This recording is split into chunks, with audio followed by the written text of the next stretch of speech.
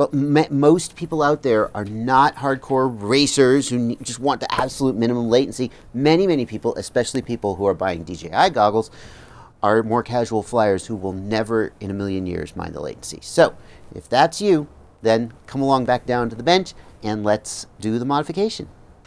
Let me be straight with you guys. I am not actually looking forward to this. There are a zillion screws you have to remove, and you basically have to disassemble the whole freaking goggle.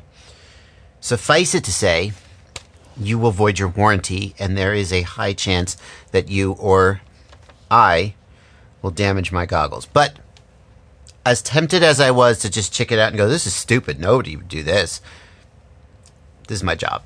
So I'm going to risk my goggles so you don't have to. No, because if you follow along, you'll risk yours too. But let's do it. Now I'm going to be following iFlight's tutorial video, and I'll link this down in the video description. Here are the tools that you're going to need in order to do this mod, and here are the parts that are supposed to come with the kit. You're going to want to make sure you've got all this stuff together. The first step is to remove the faceplate foam. This is Velcroed on, and this is easy. You can still turn back. Next, I'm going to use a heat gun to heat the adhesive on this Velcro and pull this off.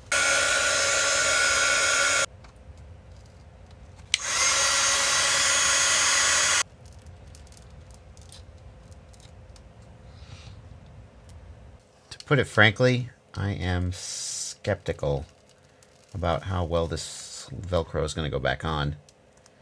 But there you go.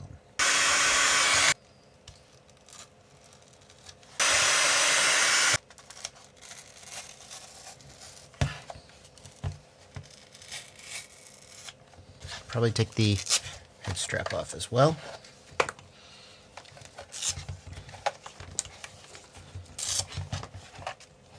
Next, we're going to remove these 6 screws from the bottom panel.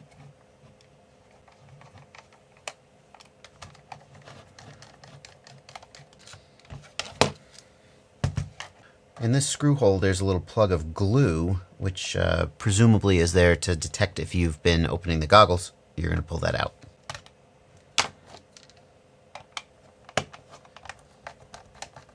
Or apparently just screw right over it. Just jam the screwdriver in and get the screw out anyway. And we're going to remove the nose piece Velcro as well.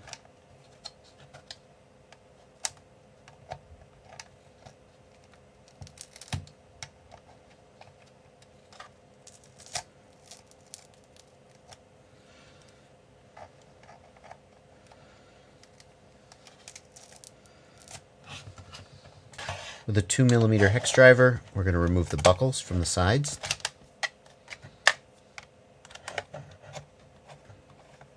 With a 1.5mm driver, we're going to take out these screws on the sides of the goggles.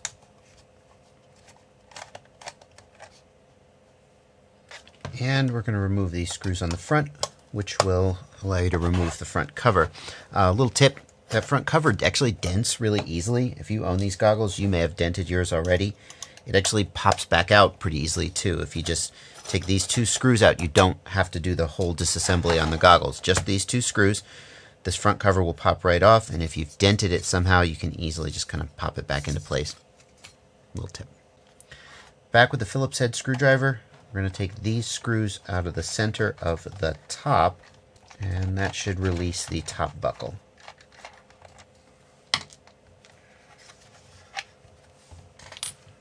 We're going to continue around the top, taking out the remaining screws there.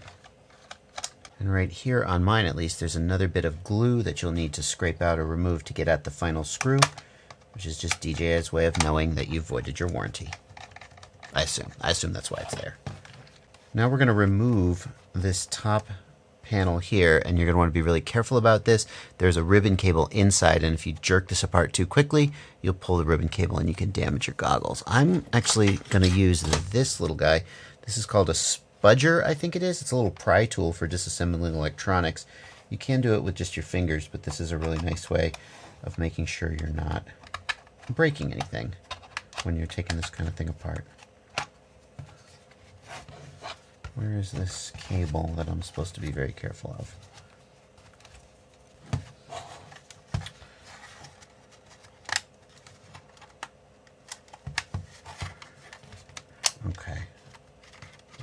Okay, that wasn't too bad. And here is the ribbon cable on the right side. With a Phillips screwdriver, I'm going to remove these two screws that hold the button panel down. And take the button panel off of that top housing.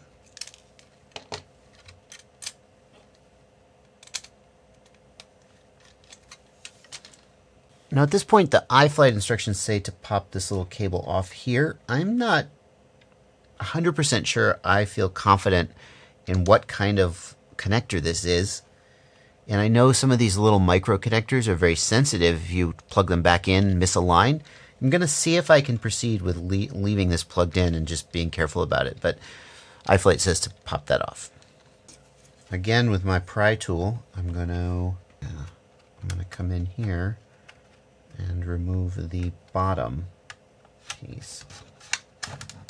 See if I can pop that out. It's nice because you can, oh, see, that's not a good sound.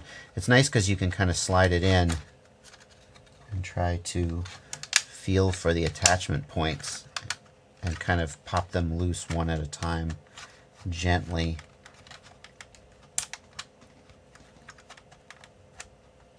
Hopefully without breaking them. There we go.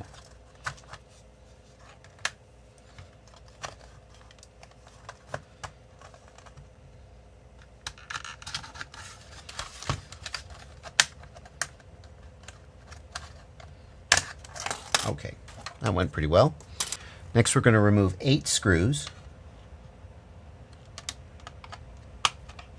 from here to one of the screws is deep in this recess here.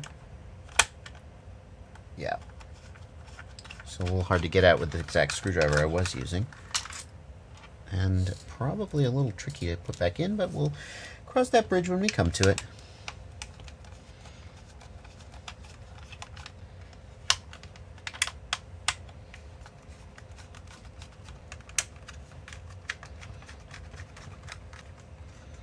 Oh, I can feel it coming loose as I remove these screws. It's coming loose as I remove the screws.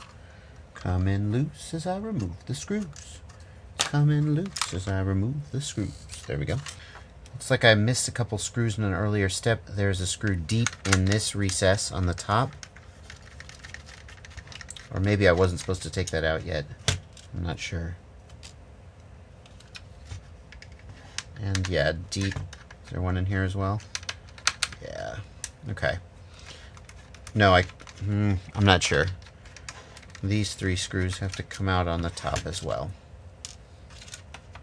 It seems like the iFlight tutorial might be leaving steps out, or maybe I just missed them.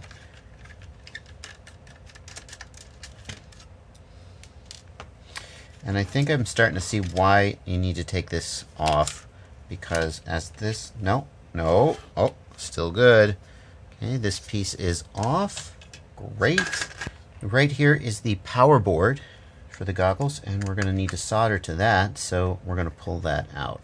If you are brave enough to solder, or solder, if you're from a place that pronounces a word like that, if you're brave enough to solder on it with it in place, then you could, but you'd have to be a little brave. Oh, this screw right here is a little fiddly to get at. Oh, wow. Is that, do I need to get that out? Yeah, I do. These optics are... Hello? How am I supposed to get at that screw? Oh, move the IPD in. Okay, that helps. Yeah, okay.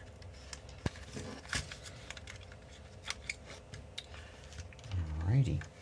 At this point, if you want to, you can pop off this little connector here. But again, I'm not super familiar with these connectors, and I think I can easily just get this out of the way and solder to this without having to disconnect it. That's as far as I'm going to disassemble my goggles. Now let's prep the module and prep the... Oh, did I mention you also got to disassemble and solder to your module? At this point, the parts that I got from iFlight diverge slightly from what's shown in the video. In the video, they have a single plug with 4 wires for the video and the power. But what I have is, so here is the BEC, the 5-volt regulator, and it has one plug for power and a separate plug for video. Okay. This is the part of the video where you're going to have to get a little bit creative. We need to connect these wires to the appropriate pins on the receiver module. Now, you could, I guess, just solder directly to these pins. In the video, they show you disassembling the module to solder to the backside or something. It's your call exactly how you go about this, but you're going to need to accomplish it.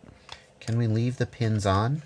We definitely need to remove the pins, though, because I checked and the pins will press up against the back of the screen, and we don't want that.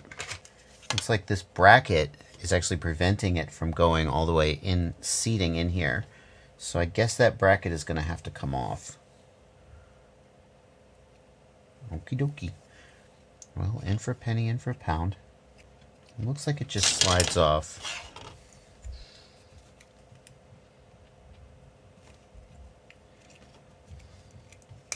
Yep. So that just pops off. And now, does it seat in there correctly? Yeah, looks good. Okay. Oh, that's no good though. That's gonna be a problem. I'm gonna put just a little bit of tape in between there to keep it from moving. 3M VHB tape, very high bond.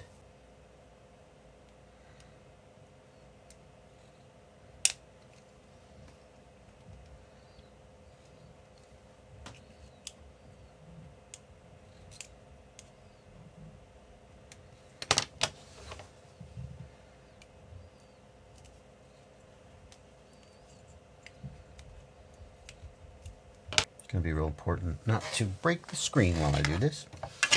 I'm going to get in here and cut them off and cut this.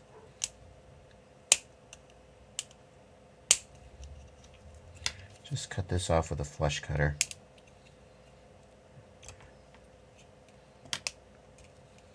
Go slowly. Don't cut like all the pins at once, or you could rip them up and pull off the pad. The second to the last, to the bottom is ground, or the third one from the bottom.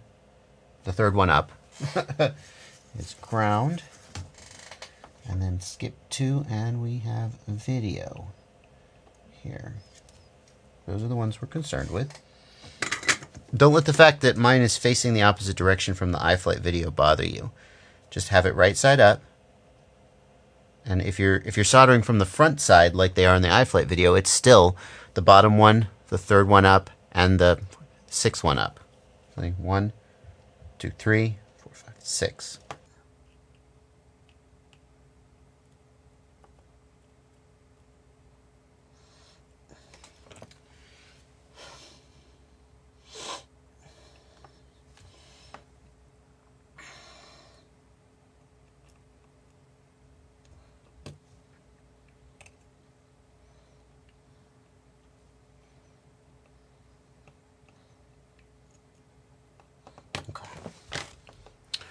Next, I'm going to take a piece of Kapton tape,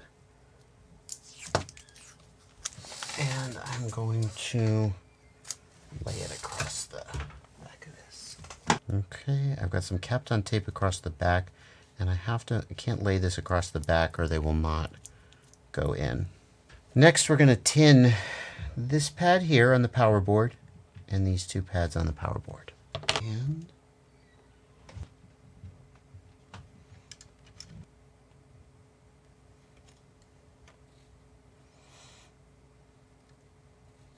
so that's how we want it wired up. Here's the plugs, which we're going to plug into the module in a second. And yeah, red is next to this lettering, black is next to, and look at the position of the red button to make sure you've got this all correct. Now it's time for us to do a function check, and the very first thing I'll do is I'll just plug in a battery and see if the goggles turn on. Yay! Oh, don't stop that fan. they do. You can kind of see there, they're on. And then I'm going to double check that I've wired the module correctly, especially double check that you have the outside of the regulator connected to the module and the inside going to the power board. I did this backwards the first time, and by sheer luck, I did not plug in my RapidFire module and fry it. Because when you have the regulator going backwards, you just get VBAT out. So we're going to plug in power here. And the module comes on. Yay, that's a good sign. No smoke. And we'll plug in video here. And I'm just going to bump the module up and down so that the OSD comes up. Oh no, I have to set the goggles to AV input. I need the button for that. Yep. Looking good. It passes. Now all we have to do is put it all back together. There we go. The power board is going to be easy to put back in because you can see where they were, the plugs go.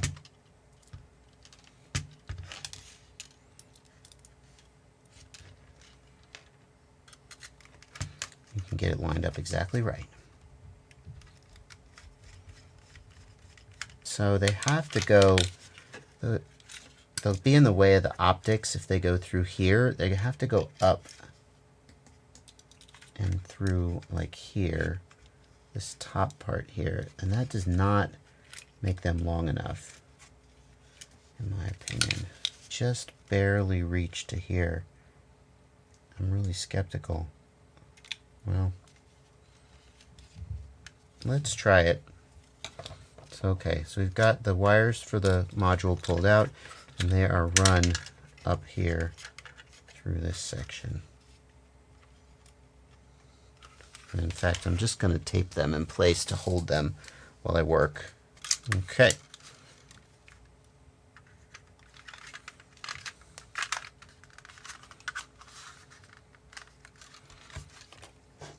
We're going to put that piece back in, and these little screwsies are going to go back in.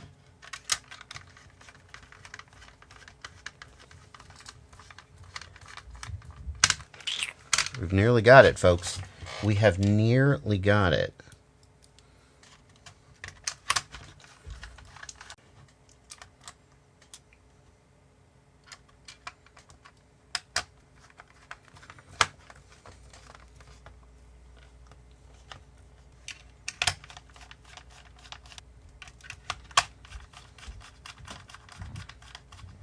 Okay. These 6 screws across the top. Put back on.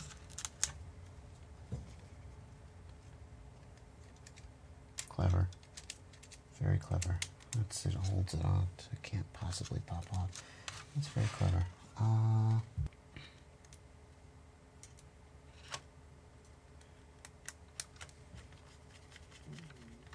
The button board gets screwed back on.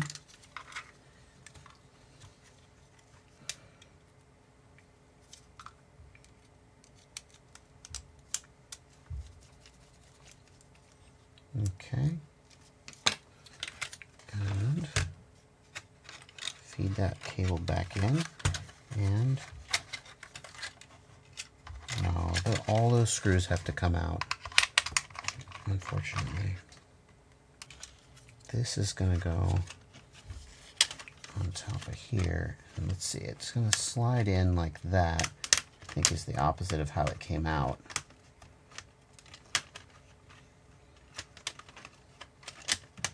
Yeah. Oh, I see. And it goes in front. These go in front here. And the whole thing just kind of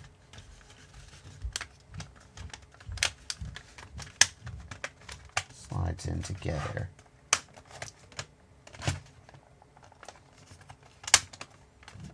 Oh, there you go. Okay. And then, perfect. Then we're going to redo these screws. 1, 2, 3, and the 8 across the bottom. Next, we will reinstall the buckles, the top buckle.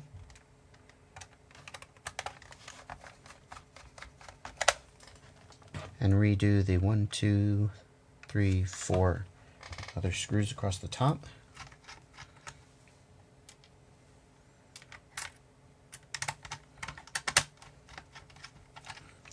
And I'm going to leave off this side buckle because it has my cord strapped to it and it'll kind of get in the way. But you'll want to put both buckles on. I'm going to put these side screws in, these little 1.5 millimeter screws in the side as well. And lastly, we've got this piece which goes around the bottom. It's a little tricky to get it to line up to go in right, but once you got it, it'll just go.